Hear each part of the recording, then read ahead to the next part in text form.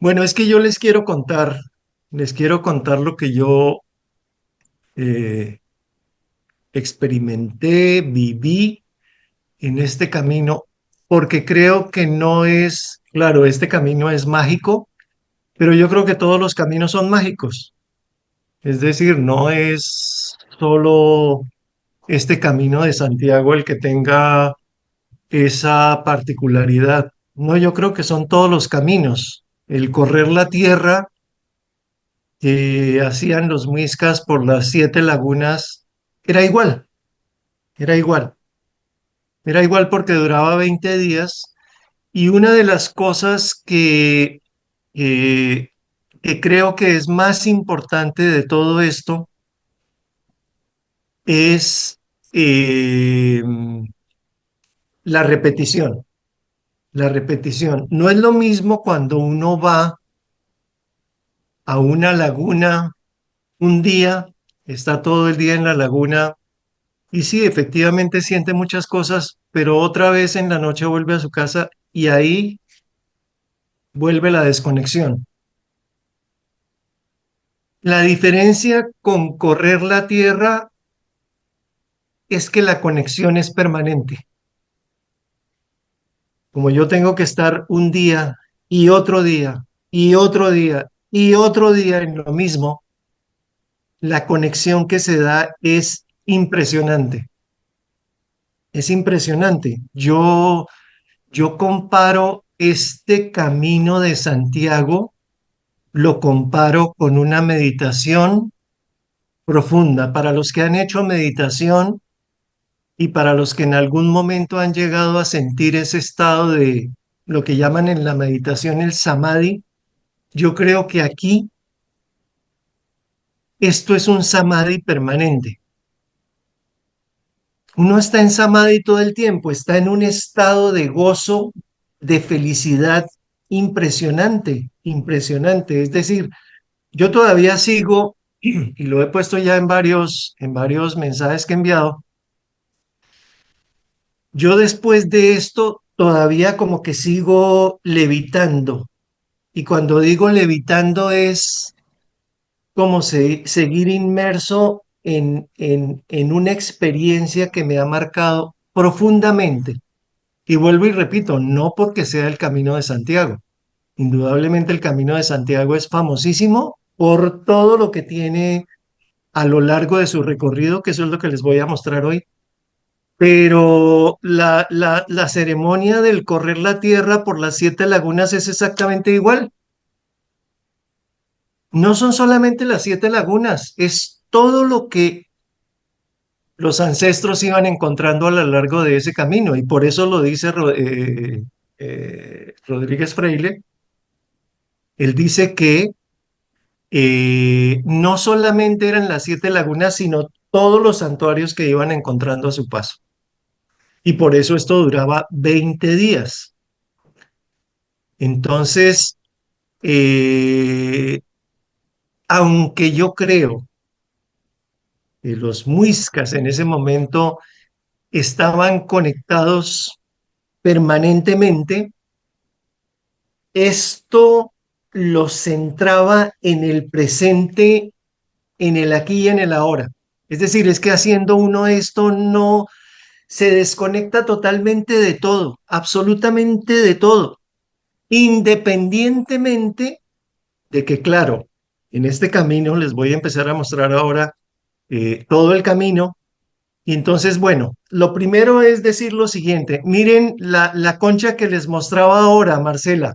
Este es el símbolo del Camino de Santiago, que es esa misma concha. Fíjense, Santiago de Compostela está aquí, en esta punta de la península ibérica, y todos los caminos conducen allá. Todos, absolutamente todos. Este es el camino francés, que es el azul. Este es el camino primitivo que va por el norte. Este es el camino portugués, que será el próximo que hagamos. Porque esto a mí me quedó gustando tanto que no lo haré una sola vez. Ojalá lo pueda hacer muchas veces más. Además, me han dicho que este camino de Tui a Santiago que es más o menos, tiene más o menos la misma distancia del camino que nosotros hicimos. Miren, este camino tiene 750 kilómetros, el azul, desde Roncesvalles hasta Santiago de Compostela. Nosotros solamente hicimos este pedacito. Hicimos los últimos 115 kilómetros en 6 días. Todo el camino de 750 kilómetros son 30 días. Ojalá eso lo pudiéramos hacer algún día. Ojalá, ojalá. Hay otros caminos. Miren, yo estoy aquí en Alicante y hay un camino desde Alicante que llega igual también a Santiago de Compostela. Entonces, desde cualquier lugar de España, claro, no están, el resto de caminos no están tan bien señalizados como está este. Este por donde nosotros andábamos no tiene pierde, no tiene, es decir, quien nunca haya ido y vaya solo, no se pierde, porque en cada bifurcación de caminos hay una piedra que dice por aquí es el camino y le faltan tantos kilómetros. Entonces, es una maravilla y además, claro, con toda la gente que esto atrae al año, pues hay infinidad de sitios donde uno puede parar, donde puede comprar agua, donde puede tomar algo, donde hay baños. Entonces, es maravilloso, maravilloso hacerlo. Hay una cosa y es que yo digo el camino celta. ¿Y por qué el camino celta? Si ustedes ven lo verde, los celtas ocuparon toda esta zona de Europa, todo lo que es verde lo ocuparon los celtas. Y aquí, donde está la zona de Galicia, donde nosotros hicimos el camino, que es todo el camino que nosotros hicimos está dentro de Galicia, estaba ocupada por los galaicos, que son los celtas, uno de los pueblos celtas que conformaba todos estos pueblos. Así como cuando uno habla de los muiscas es una generalidad, son comunidades que tienen afinidades con relación a cultura, lengua, bueno, toda una serie de cosas. No todos eran celtas puros, sino que dependiendo del sitio donde estuvieran, pues por supuesto tenían sus propias características y probablemente variedad, una diversidad de lenguas relacionadas con el celta original. Entonces, por eso yo relaciono el camino de Santiago con los celtas, porque realmente a mí me interesa muchísimo más todo lo anterior y todo lo que quedó de los celtas, más que la arquitectura que uno ve hoy, que a pesar de ser maravillosa, pues indudablemente está sobrepuesta. Todos estos templos, todas estas iglesias, todas estas capillas, todos estos monumentos religiosos están sobrepuestos sobre lugares sagrados celtas. Entonces, ¿qué fue lo que yo hice? Lo que hice fue darle una visión muisca a este camino en relación con lo que hemos hablado muchas veces, que tiene que ver con los ciclos del cultivo del maíz. Entonces, cada uno de los días en que nosotros hicimos el camino tiene una cualidad. Entonces, previo al camino, entonces el 18 de mayo, nosotros pedimos el permiso en el Cabo de las Huertas, que es el sitio, una piedra que dejaron los mamos de la sierra aquí en Alicante cuando yo vine con ellos. Arrancamos el 20 de mayo y entonces fuimos en avión de Alicante a Santiago de Compostela porque realmente están de un extremo a otro, más o menos la distancia en línea recta que hay de Alicante a Santiago de Compostela son 1.000 kilómetros. Entonces, claro, eso para hacerlo en carro, pues a pesar de las autopistas que hay aquí, pues no era conveniente hacerlo. Entonces nos fuimos en avión hasta Santiago de Compostela y cogimos un bus y ese bus nos llevó a Sarria, que era el comienzo de nuestro camino. Entonces, ¿qué hicimos en Sarria? En Sarria hicimos la siembra. la siembra de nuestro propósito. Como en todo, hay un propósito personal y hay un propósito grupal. Entonces, con Quique definimos que nuestro propósito grupal, el que íbamos a tener los dos, era limpiar y sanar el territorio ancestral. Es decir, era limpiar y sanar ese camino con todas las cargas que pueda tener y todas las cargas que nosotros pudiéramos limpiar. Entonces, cada uno de los días tiene esa característica: siembra, limpieza, limpieza, sanación, abono, abono. Cuando llegamos a Santiago, esto coincide con el agradecimiento, y realmente lo que la gente, lo que los peregrinos van a hacer a Santiago de Compostela es agradecer. Así como todas las ceremonias que se hacían del correr la tierra, era agradecerle a la Madre Tierra por todo lo que ella nos da sin pedir nada a cambio. Es básicamente eso. Entonces, agradecimiento. El siguiente día que estuvimos en Santiago también era un día de agradecimiento. Eh, y luego el regreso, estamos aquí, todavía no hemos hecho el cierre lo vamos a hacer el próximo domingo, el domingo más cerca de la luna llena, que es el mejor momento para hacer el cierre y agradecer definitivamente por todo lo que el camino nos dio. Entonces, eso fue básicamente como organizamos el camino. Entonces, cada uno de esos pasos representa uno de los meses del año y una posición del sol a lo largo de ese ciclo del cultivo del maíz.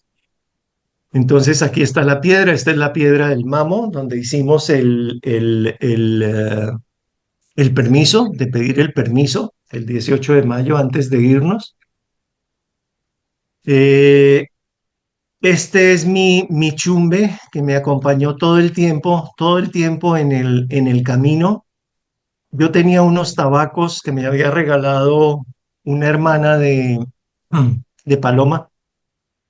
Y esos tabacos, tenía una caja de tabacos, estos son tabacos de República Dominicana, y esos tabacos me los llevé al camino, me acompañaron todo el camino, le di la mitad a Quique, y por todo el camino íbamos limpiando. Además, aquí en la piedra de los mamos, una de las cosas que hicimos fue que ese tabaco nos sirviera como protección para limpiar, porque ustedes saben que cuando uno limpia, sale toda la porquería, y toda esa porquería pues se puede pegar.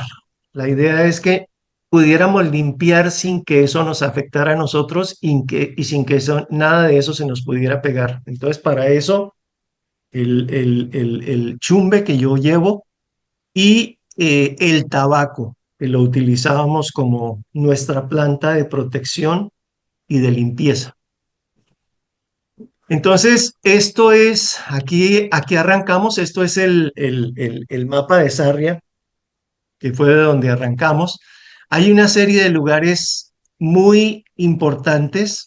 Aquí está el monasterio de la Magdalena y aquí está la capilla de San Lázaro. Entonces, en esta capilla de San Lázaro, en esta maravillosa capilla del siglo XIII, hicimos la siembra. Habíamos recogido unos caracolitos que estaban en la piedra del Mamo, una cantidad de caracolitos de estos de tierra, no de mar, sino de tierra. Y había montones de caracolitos pequeñitos. Creo que aquí atrás aparecen esos caracolitos, son estos, que son muy pequeñitos. Hay unos un poco más grandes.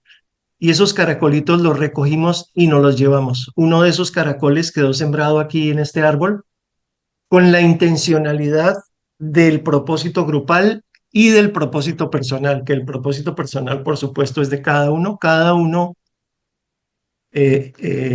tiene su propio propósito y eso es suyo, exclusivamente suyo. Entonces, ese propósito quedó sembrado aquí. Esta capilla es absolutamente maravillosa, está en medio de la ciudad de Sarria, pero la ciudad es tan pequeñita ella, pero la ciudad la ha respetado de una manera impresionante. Esto es un mural de una poetisa gallega que le hicieron un parquecito aquí al lado de esta capilla, y me pareció tan bonita esta fotografía porque es como si la mujer estuviera atenta a la capilla, vigilando la capilla, no sé, es muy, muy diciente esta imagen. Entonces, entre otras cosas, esta capilla hizo parte de un hospital para leprosos en la Edad Media. Entonces también era muy significativo que nuestro propósito grupal era la limpieza del territorio ancestral y estábamos en un lugar que había sido parte de un hospital, de un lugar al menos, digamos, donde podían estar los leprosos que fueron tan rechazados en ese momento en la historia. Y bueno, hasta la historia muy reciente. Entonces, otra iglesia con la que nos encontramos es esta, que sobre el portal, sobre este arco de la portada, tiene unos símbolos maravillosos. Esto lo encontré en un libro que se llama El Camino Mágico de Santiago. Y él habla específicamente de esta portada con los árboles mágicos de 6 hojas y la cruz de Malta, la cruz de la Orden de Malta sobre esos árboles, tanto aquí como aquí. Bueno, también están estas iglesias. Esto era lo que nosotros nos íbamos encontrando a nuestro paso, estos mandalas que hay en el piso del monasterio de Santa María Magdalena, que no lo pudimos ver porque le están haciendo una restauración, solamente pudimos ver los pisos que están a la entrada. Hay una cantidad de mandalas maravillosos hechos en mosaico, que de todas maneras esta es una técnica romana que vino después de los celtas, pero que la hay por todo lado. Y eso especialmente se consolidó muchísimo como una técnica constructiva en Portugal. Toda la parte de Galicia tiene una influencia grandísima de Portugal. Entonces el gallego se parece muchísimo al portugués. Una de las cosas con las que yo andaba absolutamente fascinado es con el acento de los gallegos.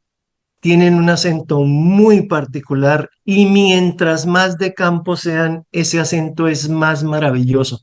Se parece mucho, alguien dice, un colombiano que nos encontramos en Santiago de Compostela, un artista, un personaje maravilloso también, nos decía que a él le parecía que ese acento del gallego se parecía muchísimo al pastuso, a los pastusos, al acento pastuso. Tiene algo del acento pastuso. Este es un acento que, como les digo, cada vez es más pronunciado. Por el camino nos encontrábamos con campesinos, con gente de la región que tiene sus vacas, que tiene sus cultivos, y conversábamos con ellos porque además hay otra cosa y es que en el camino hay una camaradería impresionante, impresionante. Una de las cosas que todo el mundo le dice a otra persona cuando se la encuentra en el camino es buen camino. Así se saluda buen camino, buen camino, buen camino. Y a medida que si uno va pasando personas a lo largo del recorrido, uno las saluda de esa manera. Entonces, por ejemplo, uno se para, yo me paré en algún momento, eh, porque siempre que nos parábamos yo me quitaba los zapatos, me hacía masajes en los pies, porque los pies, claro, los pies son fundamentales. Si uno va a caminar toda esta cantidad de kilómetros, hay que cuidar los pies muchísimo. Entonces, eh, yo puedo decir que ahora tengo los pies mejor que los tenía antes de hacer el camino, porque me los he cuidado tanto y los he consentido tanto que no me molestaron absolutamente para nada, ni una sola ampolla, nada, absolutamente nada, que eso fue una maravilla. Yo creo que, que, que que el camino quería que nosotros estuviéramos ahí. En ningún momento me sentí cansado, nunca. No puedo decir que me haya podido sentir cansado a lo largo de esos recorridos, que eran más o menos de 20 kilómetros al día. Caminábamos más o menos unas 6, 7 horas porque parábamos muchísimo. Con Quique parábamos en todos lados, en todas las iglesias, en todos los sitios que nos interesaban íbamos parando. Además, yo como tenía el plano, tenía todo identificado, cuáles eran los lugares que nos iban, el próximo lugar que nos íbamos a encontrar. Yo ya sabía cuál era el próximo lugar y más o menos a cuánto estaba. Entonces, estábamos muy atentos a eso. Una cosa que me sorprende muchísimo de la gente, de la mayoría de la gente que hace el camino, es que no paran en ninguna parte, solo paran a comer, solo paran a tomarse alguna cosa, pero en las iglesias no paran. Por ejemplo, fíjense que esta iglesia de San Salvador, todas las iglesias medievales están rodeadas de cementerios, incluso de cementerios que tienen las lápidas en el piso, que para entrar a la iglesia uno tiene que pisar las lápidas. Hay otros cementerios donde es que no hay un solo espacio en el piso para poder pisar sin que uno pise la lápida. Entonces, bueno, a mí una de las cosas que nunca me ha gustado es ir a los cementerios, pero aquí en este caso, pues nos sentíamos absolutamente protegidos. En la mayoría de las iglesias dejábamos, cuando sentíamos que el lugar lo necesitaba, dejábamos tabaco a la entrada, dejábamos tabaco encima de los portales de la entrada o alrededor. Generalmente dábamos una vuelta alrededor de estas capillitas o de estas iglesias. Generalmente lo hacíamos, que era darle una vuelta en sentido contrario a las manecillas del reloj. Entonces nos demorábamos, nos gastábamos nuestro tiempo, no teníamos afán en llegar al otro lado, además porque nosotros no íbamos a los alojamientos de la mayoría de los peregrinos, que son, es que no recuerdo cómo se llaman los alojamientos, bueno, los hostales, bueno, algo así. Esos hostales, en esos hostales hay mucha gente. Si uno llega y hay cupo, pues eso no vale mayor cosa. Le pueden cobrar a uno 5 euros por la noche, que eso no es nada. Pero nosotros no queríamos eso porque mucha gente que hace el camino de esa manera tiene que llegar rápido al otro sitio para poder pedir que le dejen un sitio en ese hostal. Como nosotros habíamos reservado en unos hotelitos pequeños o en unas pensiones pequeñas, teníamos nuestra propia habitación, unas camas muy cómodas, nuestro baño privado, mandábamos el equipaje. Otra cosa que se puede hacer aquí es que en el avión nosotros teníamos derecho a un morral de 10 kilos de peso. Era el único equipaje que podíamos llevar, 10 kilos. Entonces cada uno llevaba un morral de 10 kilos, pero caminar con 10 kilos a la espalda, 100 kilómetros, eso es matador, absolutamente matador. Veíamos gente muy mayor, porque la mayoría de la gente que vimos en este camino, en esta época, era gente muy mayor.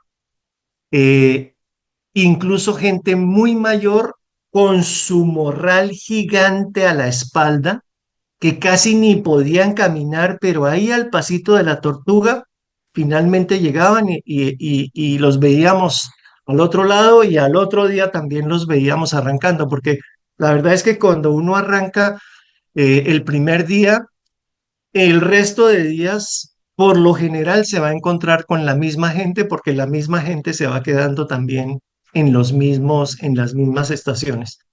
Entonces, una de las cosas que nosotros hacíamos es que andábamos con un morral muy pequeñito en las pensiones, en todos los hoteles y en todos los sitios, en los albergues. Albergues se llaman los sitios de los peregrinos. Esos albergues, entonces uno puede dejar su morral con un sobre con 4 euros dentro y la dirección a donde se lo tienen que llevar, que es el sitio donde uno va a llegar. Y entonces hay unos transportes que sencillamente recogen los morrales en los hoteles, diferentes empresas, y los van dejando en la siguiente parada.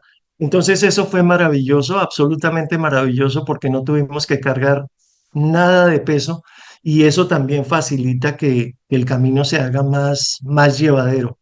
Además hay otra cosa y es que indudablemente a este camino hay que ir con bastones. Y nosotros llevábamos dos bastones cada uno, que entre otras cosas no los pudimos llevar desde aquí, desde Alicante. Yo tengo mis bastones de caminar, que son los bastones de marcha nórdica. No los pude llevar porque supuestamente en el avión, en la cabina no permiten que uno lleve bastones. Entonces, no los pudimos llevar porque no teníamos equipaje de guardar, digamos, en el depósito del avión, sino que el equipaje nuestro era de cabina y ahí no permitían eso. Sin embargo, al regreso, bueno, cuando llegamos a Sarria, nos compramos en un chino de estos, nos compramos dos bastones, cuatro bastones, dos para cada uno, buenísimos, que no nos costaron tanto, pero eran buenísimos, buenísimos. Y es indudable que los bastones ayudan muchísimo y ayudan muchísimo, especialmente en las subidas, porque hay subidas, hay bajadas, hay unas subidas larguísimas y la gente va con la lengua afuera. Y nosotros íbamos con nuestros bastones, los bastones de marcha nórdica no los apoya uno verticales, sino que los apoya inclinados hacia atrás. Entonces, cuando uno da el paso, uno se va impulsando con el brazo y era una maravilla. Nosotros cogíamos un impulso impresionante en las subidas porque los bastones nos ayudaban muchísimo.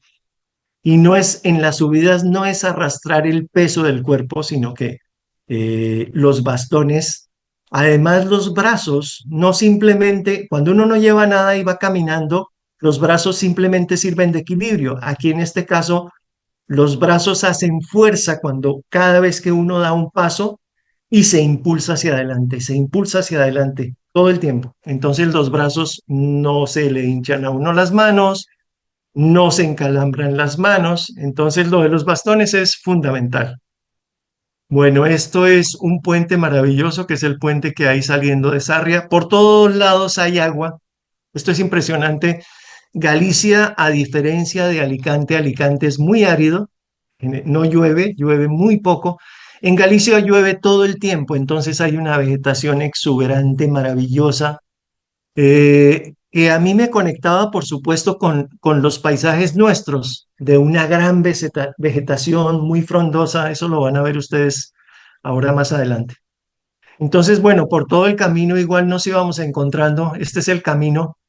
Si uno lo mira en Google Earth, todo el camino está ahí trazado, está prácticamente trazado, no es tan fácil, no es tan difícil de encontrarlo porque tiene una cantidad de marcas en el Google Earth de por dónde es el camino y todas las cosas que uno se va encontrando.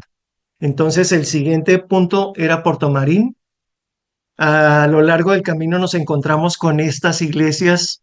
Esto dicen que era esta iglesia de Santiago de Barbadelo era un antiguo lugar de poder celta, de culto a la Madre Tierra. Entonces, en todos esos sitios nosotros dejábamos nuestro tabaco, nos sentábamos, remarcábamos los propósitos, no importaba cuánto nos demoráramos, eso era lo de menos. Lo de menos era cuánto nos demorábamos. Si llegábamos a la hora que llegáramos al otro lado, no nos importaba. Lo importante era hacer el camino bien. Y esto era maravilloso porque todos estos lugares, algunos están abiertos, otros están cerrados. Aquí están nuestros bastones. Estos eran nuestros bastones, los que aparecen aquí. Estos bastones que hay aquí al lado de esta fuente eran nuestros bastones. Y bueno, todas estas iglesias son muy parecidas, pero todas tienen una diferencia y es que nosotros por la cualidad que le dábamos a cada uno de los días tenía una connotación totalmente diferente. Esta es la misma iglesia, los capiteles de esas iglesias son maravillosos, los arcos de los portales de entrada son absolutamente maravillosos, todas las columnas son diferentes, hay marcas de las piedras, de los canteros en las piedras, que eso es absolutamente fascinante encontrar esas marcas. Miren este paisaje, estábamos caminando por este paisaje. La mayoría de las casas también, así como las iglesias, han sido construidas en piedra. que es piedra seca, lo que llaman aquí la técnica de la piedra seca, que es una piedra laja que se coloca, que se superpone una sobre otra sin ningún tipo de mortero. Y así han perdurado por siglos. Llegábamos a Puerto Marín, este es un río que es el río Miño, un río muy, muy importante en el norte de España. Como ustedes ven, todo es muy verde. Este es un embalse que hicieron sobre el río Miño y estamos aquí sobre un monte. La fotografía está tomada sobre un monte porque el pueblo quedó sepultado por el embalse y lo tuvieron que trasladar. Y lo que dicen es que en donde estaba originalmente el pueblo había una serie de castros celtas. Aquí le llaman castros, en Galicia le llaman castros a los asentamientos, a los poblados celtas que generalmente estaban fortificados, que eso lo vamos a ver en el que nosotros visitamos. Estas son las iglesias que nos encontrábamos en Puerto Marín, todas impresionantes del siglo XII, del siglo XIII, esta pequeña capillita sobre un puente medieval es preciosa, la Capilla de las Nieves, la iglesia de San Nicolás, que es impresionante también, fue trasladada piedra por piedra de su sitio original a este sitio donde está hoy el pueblo, y lo mismo esta iglesia de San Pedro. Bueno, aquí está el resto del camino y aquí nos encontramos con esta maravilla que es un castro celta, es decir, un asentamiento celta que estuvo habitado entre el siglo IV y el siglo I. Y vuelvo y repito lo que digo ahora. Este sitio yo sabía que estaba en el camino porque yo lo había visto en el mapa, lo había visto aquí en este mapa. Cuando yo tracé este mapa, yo vi que este sitio estaba aquí, pero no exactamente en el camino, sino que había que pasar por un ladito del camino. Es decir, que uno se desvía un poquito y otra vez vuelve a salir al camino, el camino normal. Y miren, no había tanta gente en esta época del año, por fortuna no hay tanta gente en el camino, aunque había gente. En este lugar solo nos encontramos una sola persona, que es esta persona que está aquí. No había nadie más. El resto de la gente que iba por el camino pasa allá por detrás de este montículo, pasan por detrás y esto no lo ven.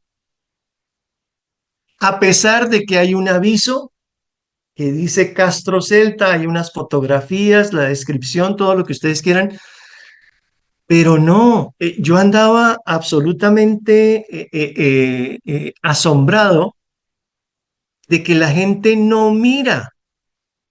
La mayoría de la gente va a hacer el camino para decir que lo hizo, para montar unas fotografías en Facebook y decir que hicieron el camino, pero no paran en ninguna iglesia, no paran en ningún sitio como este. Eso me parecía absolutamente absurdo, absurdo. Aquí, este pedacito que ustedes ven es un pedacito del asentamiento.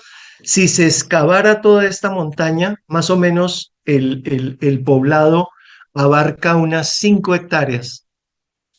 Tiene una puerta de entrada que es esta por donde uno llega y lo que está excavado hoy es solamente este pedacito, pero toda la montaña y todo lo que hay alrededor de la montaña es un yacimiento arqueológico del siglo IV antes de Cristo. Toda la gente pasa ya por detrás de este montículo y no ven nada de esto. Entonces nosotros nos desviamos, entramos por aquí, dimos vueltas, pusimos ofrendas en varios sitios. Había 2 cuadrados de estos que tenían como una especie como de altares, como de chimeneas, como de sitios, como de fogones, algo así, y ahí dejamos nuestras ofrendas de tabaco.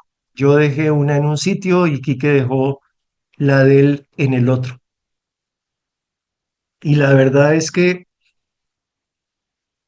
Este es uno de los sitios más fascinantes de todo el camino. Bueno, aquí seguimos. Nuestro siguiente punto era este, Palas de Rey.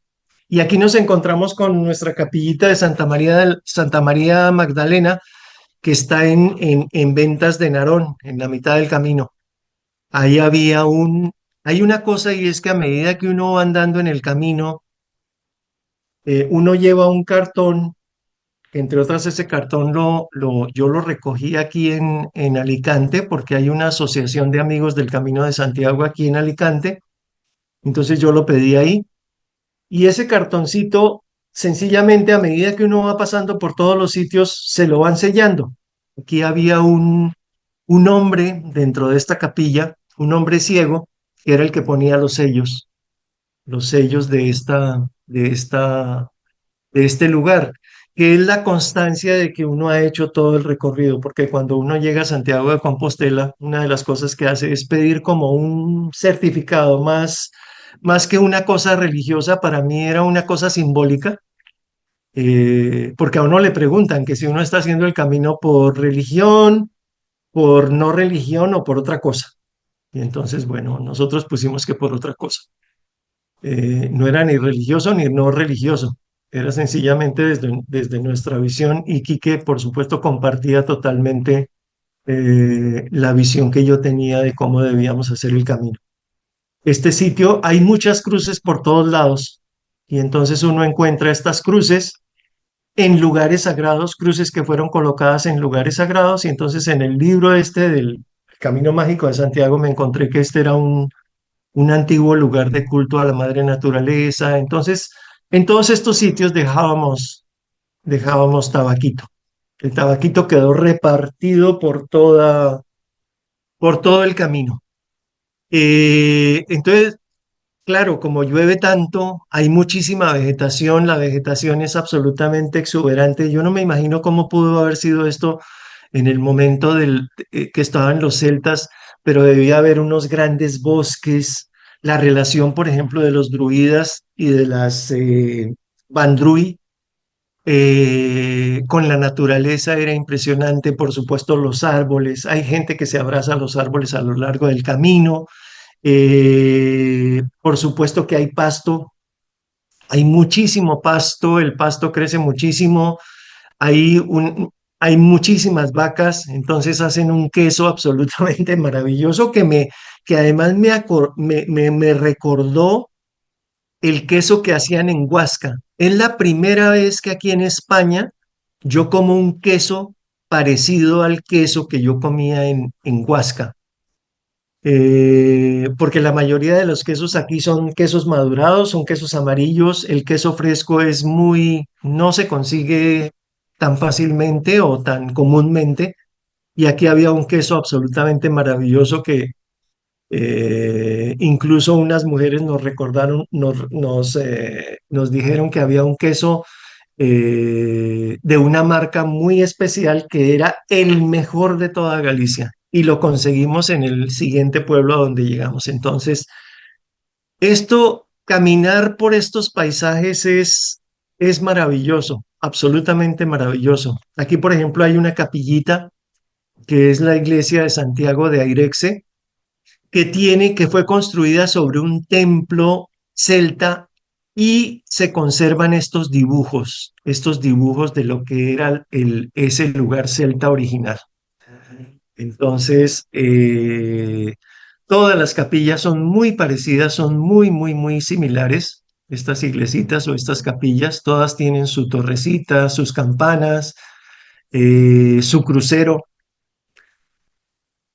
Y estos son los caminos por donde uno camina, que se siente uno en otra dimensión, los árboles. Además hay otra cosa y es que en Galicia llueve muchísimo. Una de las cosas que habla la gente que ha hecho el camino es que hay que llevar impermeable, por supuesto, nosotros llevamos impermeable por si acaso llovía, eh, pero a nosotros no nos llovió un solo día, solamente en algún momento, en una capillita, ahora les digo en cuál, nos cayó una ligera lloviznita, pero el tiempo nos trató de una manera tan amorosa, es que ni siquiera hacía un sol extremo como para decir que uno se asaba. No, no, no. Los primeros días estaba nublado, entonces no teníamos sol. eh, y los siguientes días ya empezó a hacer un poco de sol, pero la mayoría del camino tiene estos árboles. Entonces es maravilloso caminar por ahí y uno ve estos bosques alrededor y uno dice, no, con razón, estos celtas adoraban la naturaleza. ¿Cómo no iban a estar conectados con la naturaleza, con estos bosques y estos árboles, todo lo que uno ve? Que yo lo relaciono, por supuesto, totalmente con el páramo. Es decir, yo vuelvo otra vez al tema del correr la tierra y digo, esto era exactamente lo mismo. Los ancestros caminando por estos páramos, en estos bosques de frailejones, en estos bosques de árboles propios del páramo, pues por supuesto que tenían que estar conectados con esto. Entonces, la similitud es total, total, total, total. Aquí llegamos entonces a este pueblo de Palas de Rey. Aquí estábamos haciendo todavía limpieza de todo este camino. Y aquí empezaba la sanación. El 23 de mayo comenzamos con la sanación en esta iglesia de San Tirso, que para nosotros representaba el solsticio de verano, estos cruceros.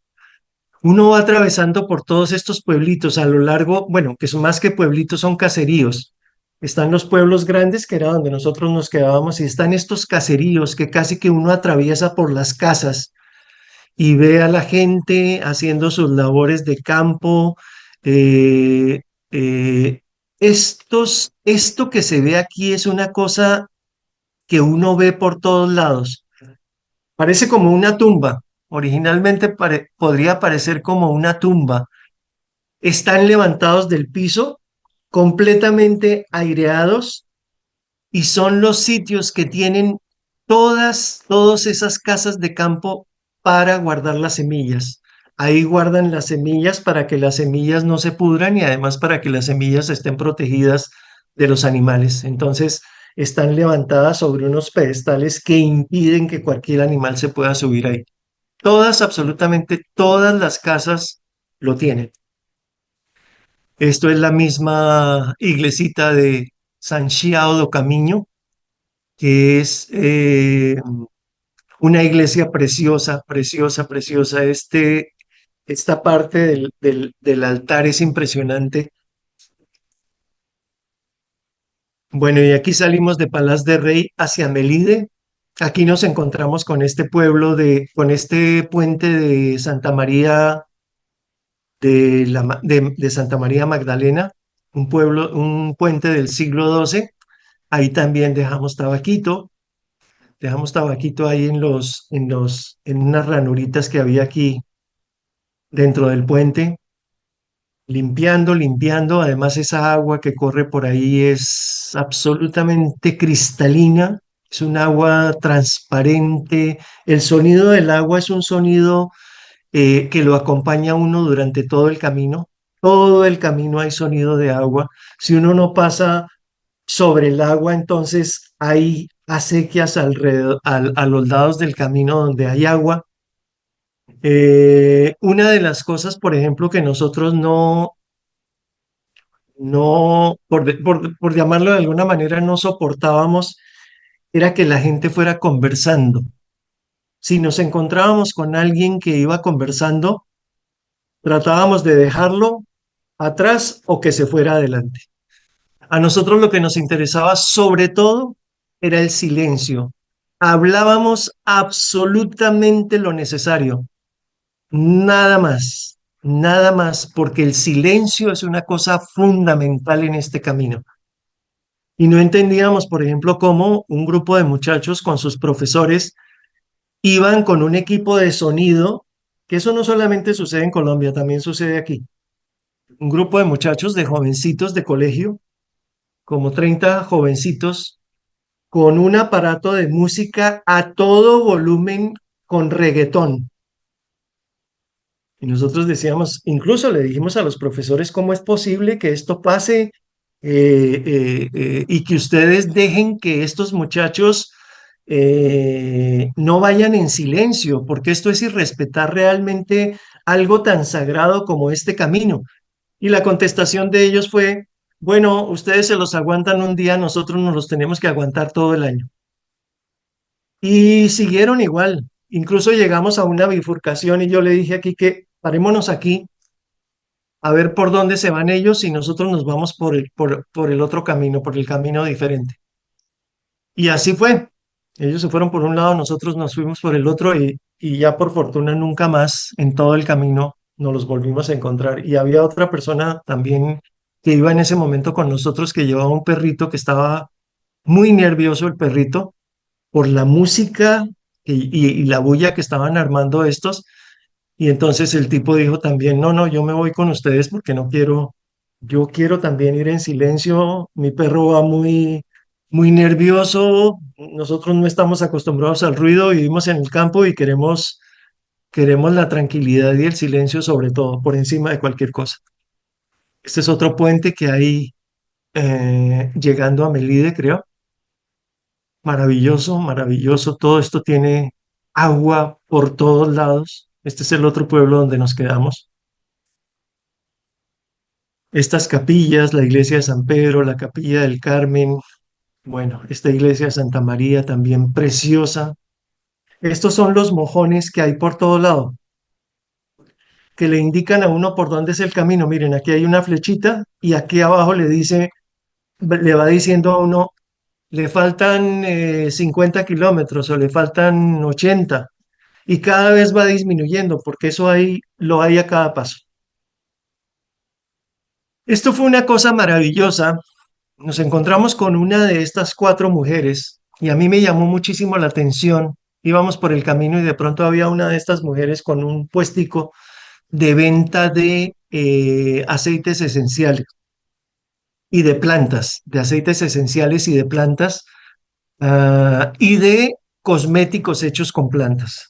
El día anterior yo le había preguntado a Quique qué eran las meigas, porque lo vi en un letrero, hablaba de las meigas. Entonces, las meigas para los celtas eran comparables hoy a las brujas, es decir, eran las sabedores mayores que trabajaban con plantas para curaciones y que por supuesto fueron quemadas por la Inquisición. Y yo le pregunté a una de estas mujeres, pues por las meigas. Entonces me dijo, sí, aquí donde nosotros estamos es una zona, en general en Galicia, donde estaban esas mujeres que sabían mucho de botánica y que hacían todo tipo de cosas con plantas para curaciones. Esas mujeres, por supuesto, fueron quemadas y estas cuatro mujeres han hecho una empresa en el campo, completamente en el campo, para sacar productos de cosmética, de curación, aceites esenciales, toda una cantidad de cosas maravillosas. Y una de las cosas que ellas dicen es que rescatan por encima de cualquier cosa el nombre de las meigas, que en algún momento de la historia, por supuesto, fue rechazado, satanizado, por supuesto, como brujas malignas, y hoy, digamos que eso se está recuperando. Uno por muchos sitios ve mencionado el tipo de las megas con un carácter totalmente reivindicativo. Y una de las cosas que ellas nos dijeron es, este es un lugar maravilloso, pero nosotros estamos ahorita en este momento peleando contra una industria de celulosa que va a arrasar con todos los bosques. No, eso no solamente sucede en Colombia, también sucede aquí en España. Y en un lugar tan impresionante y tan maravilloso como Galicia, donde piensan instalar una fábrica que captaría 46 millones de litros de agua al día para tratar esta madera para sacar celulosa. Entonces ellas dicen, nosotras vamos a muerte contra esta fábrica. Desafortunadamente los políticos, tanto los de derecha como los de izquierda, están de acuerdo con que la fábrica se instale en ese lugar. Ese lugar estaría a 2,5 kilómetros del Camino de Santiago. Afectaría totalmente todas estas fuentes de agua por las que nosotros íbamos pasando. Y entonces, por alguna razón, yo le comenté a Marcela de esto, incluso le mandé estas fotos y le mandé, pues, dónde estaba localizado este sitio. El flaco en ese momento estaba en la sierra. Y entonces, Marcela le comentó al flaco y el flaco le comentó al mamo y la conexión desde Galicia para pelear contra esta fábrica de celulasa llegó directamente a la Güeta y de la Güeta a la sierra para que el Mamo hiciera un trabajo a ver de qué manera podíamos ayudar desde allá con esa sabiduría de ellos a que esto ojalá no se haga. Nosotros igual también pusimos toda nuestra intencionalidad, toda la protección para ese lugar, para que eso no se vaya a dar. Y por supuesto que apoyamos también todo este tipo de cosas. Y creo que todo esto hacía parte también del camino. Miren, este es el paso de uno de esos ríos que quedaría destrozado cuando pongan esa fábrica de celulosa. Yo estoy ahí para que ustedes vean la escala humana, porque la verdad es que miren los bosques, miren por donde uno va caminando, el ruido del agua, estos árboles maravillosos que en algún lugar, eh, creo que era en Sarria y en todo este primer camino de Sarria a Puerto Marín, estos árboles estaban en flor, estaban soltando las semillas y era impresionante ver cómo en el ambiente iban cayendo estas semillitas que además son muy finas y el viento se las lleva. Entonces por todos lados había esas semillitas volando. Además era la época también de los manzanos. En Galicia la sidra, que es muy famosa, se fabrica con la manzana, esas manzanas pequeñitas que también se dan en Bogotá. Esas manzanas pequeñitas sirven para hacer la sidra y todos los manzanos por todos lados estaban florecidos. Eso también era muy bonito.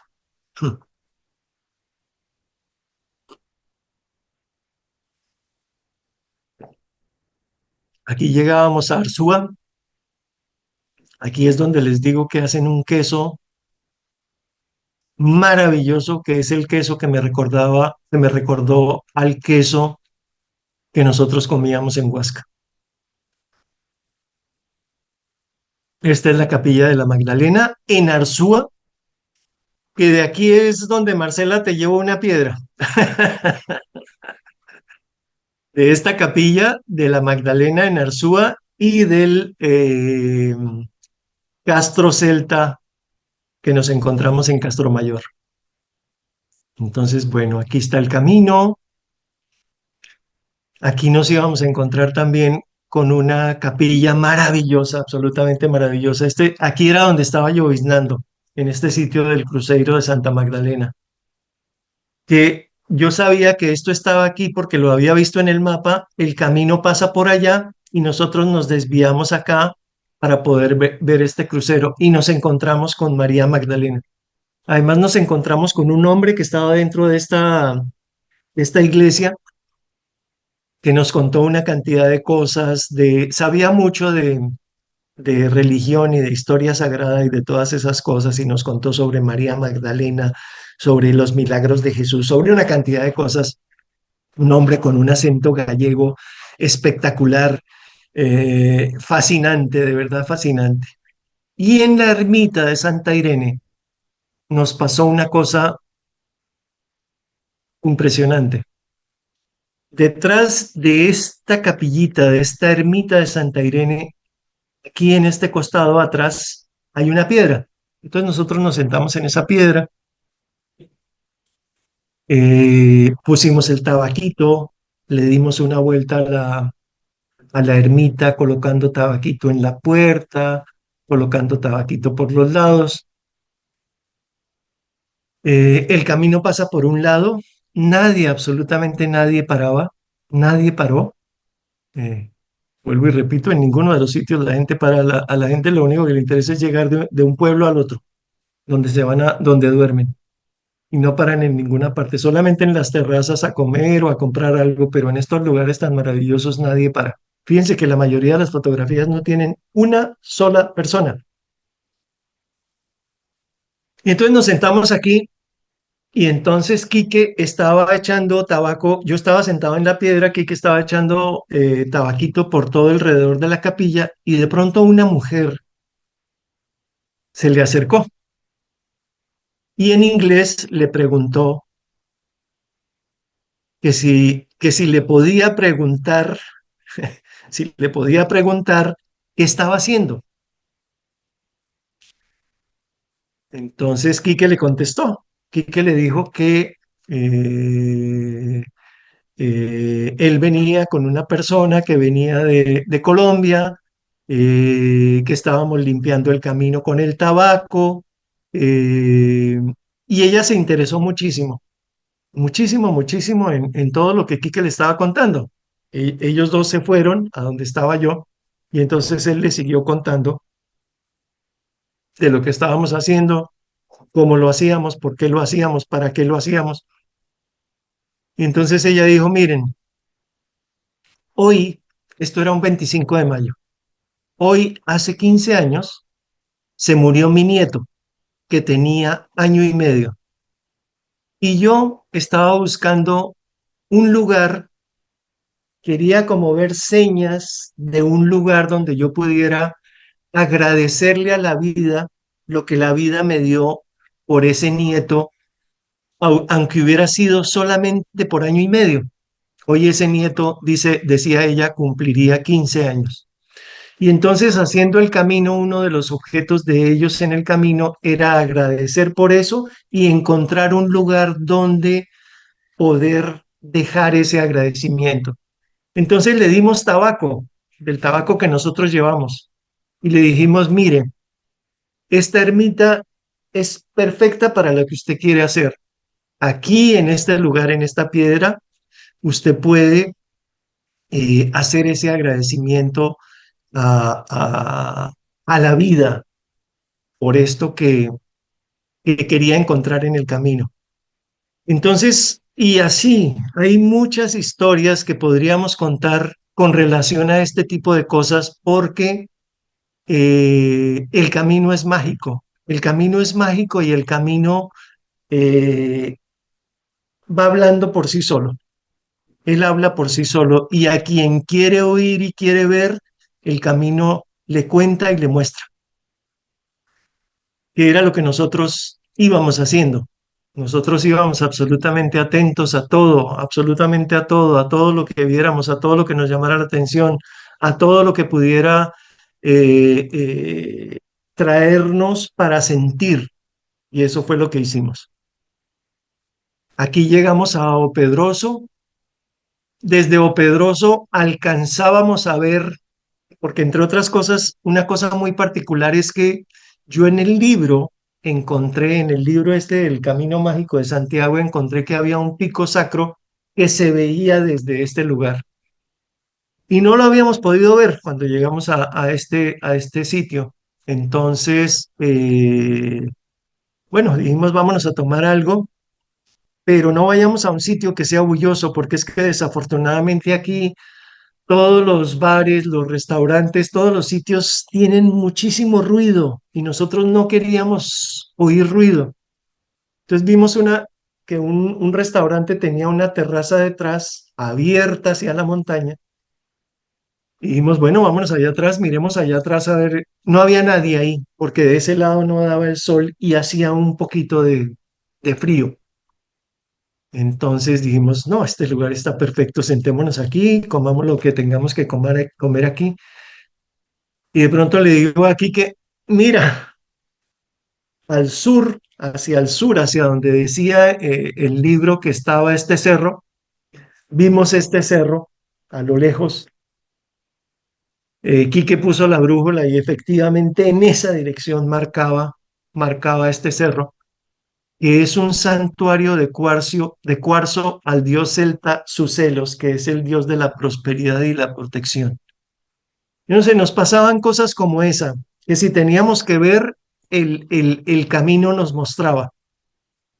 Hay muchas cosas de este camino que nosotros no vimos, que pasaron absolutamente desapercibidas, a pesar de todo lo que vimos, pero las que teníamos que ver las vimos y las que teníamos que trabajar las trabajamos. Y aquí finalmente, por supuesto, después de Opedroso, llegamos pasando por estas capillas, por Santa Lucía, por la capilla de San Marcos. Esta capilla de San Marcos ya está en una montaña desde la que uno ve Santiago de Compostela, ve las torres de la Catedral de Santiago de Compostela.